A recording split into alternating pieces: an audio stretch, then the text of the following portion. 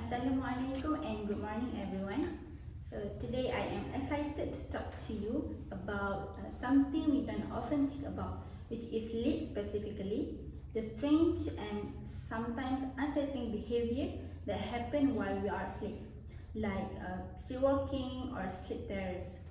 So, have you ever heard of someone getting out of bed, walking around, or even doing things they have no memory of all while still asleep? Yes. Okay, so, these are what we call non-rapid eye movement or NREM parasomnias, and they are more common than you might think. So today, I'm going to explain what these sleep behaviors are, why they happen, who's more at risk, and how we can manage them. So hopefully, by the end, you will feel more informed and maybe even a little more understanding of those who struggle with this nighttime occurrence. Next. So what is it? What is NREM or non-rapid eye movement? So let's start by breaking down exactly what we mean by non-rapid eye movement or NREM parasomnia. These are sleep disorders where people exhibit unusual behaviors during the deeper stages of sleep, specifically during this phenomena. So next. Okay, so some of the most well-known behavior include sleep terror, sleepwalking, sleep talking, and confusion also. So what is this? So sleep terror is when someone wakes up in a state of panic or fear, often screaming or thrashing around. And then we also have sleepwalking, where someone gets up and moves around seemingly unaware of their actions. And then we have sleep talking, or we also call as somniloquy, where a person talks during their sleep without being aware of it. And lastly, we have confusional arousal, which happens when someone wakes up confused, disoriented, and unable to remember what's going on.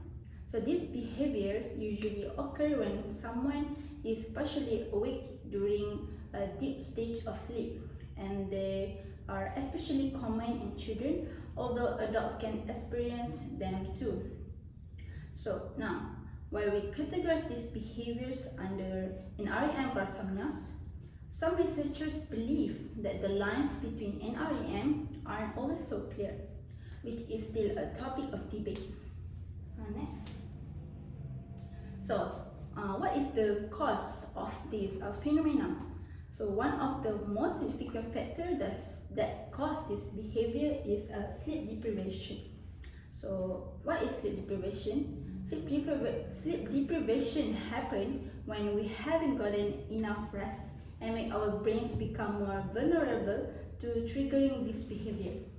Other than that, stress is another major contributor with both adults and children experiencing parasomnias when under pressure or anxiety.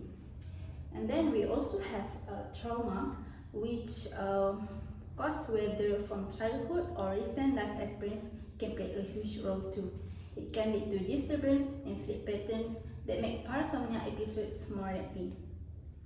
Another major factor is other sleep disorder like obstructive sleep apnea, which interrupts normal sleep cycle and may increase the risk of parasomnia behavior. And also there are also an environmental factor like external noise, and then there are also like irregular sleep schedule or disruption. So in a person's non-sleep environment, that can also trigger parasomnias. And if someone has an inconsistent sleep routine or a stressful nighttime environment, it may contribute to these behaviors. On top of that, genetic studies suggest there might be a family link, meaning if a parent or sibling experience parasomnias, there's a higher chance that you might too. Next. Now let's talk about the prevalence of NREM parasomnia. Okay, so from this pie chart shows the different behavior that people experience during NREM parasomnia. And the most common behavior was walking during sleep. So this happening in more than half of the cases, which is about 59% of the participants. Some participants also reported talking, arguing, shouting in their sleep, which made up about 20%. Next, about 9% of participants engaged in dangerous activity like leaving the house or touching electrical equipment. Meanwhile, others did things like eating or harmless action such as turning on lights, and then they would make up just under 5%. So this chart really highlights how varied sleep behavior can be for those with an NREM parasomnia. Next. Okay, so what can we do about it? Well, the good news is that treatment is available. A systematic review was recently conducted to explore the range of behavioral and physiological treatment for NREM parasomnia and evaluate their effectiveness. One of the most treatment is cognitive behavioral therapy (CBT) that helps people change the thought and behavior that contribute to their sleep issues. For example, improving sleep hygiene that includes maintaining a consistent sleep schedule, avoiding stimulants like caffeine, and creating a calming sleep environment. And then studies also have shown that multi-component CBT is emerging as a promising approach, with some trials indicating reduced symptom frequency and severity. In most severe cases, medication might be necessary, like clonazepam can be prescribed when these behaviors are frequent or dangerous. Its sedative effect helps promote deeper and more stable sleep, potentially reducing the occurrence of this parasomnia episode. However, it can cause side effects like drowsiness and fatigue.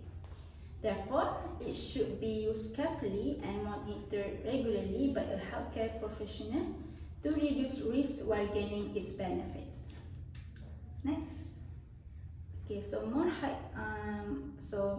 more high quality studies are needed to solidify this finding. But for now, strategies like hypnosis, sleep hygiene, schedule awakening, and relaxation techniques are available tools for managing this condition. So take control of your sleep health. If parasomnia behavior are affecting your life or someone else, don't hesitate to seek help. Remember, restful sleep is possible. So thank you for listening.